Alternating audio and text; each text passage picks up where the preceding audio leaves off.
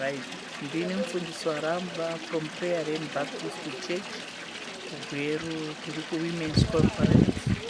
And it's a blessing tinotenda Mwari for the word.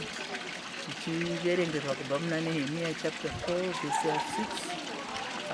It has been so great.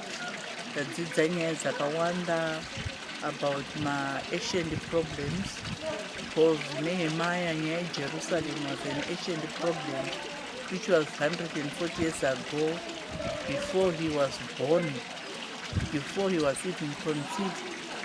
But he had a burden about Jerusalem.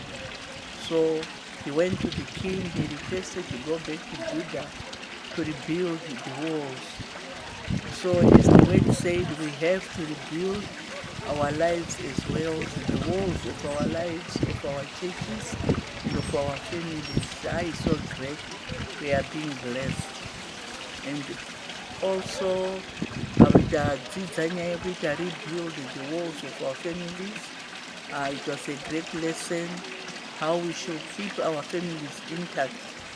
And it's because women have to submit to our husbands, and we have to have a listening ear as well, and also learn to be quiet. Thank you so much. It has been a great lesson.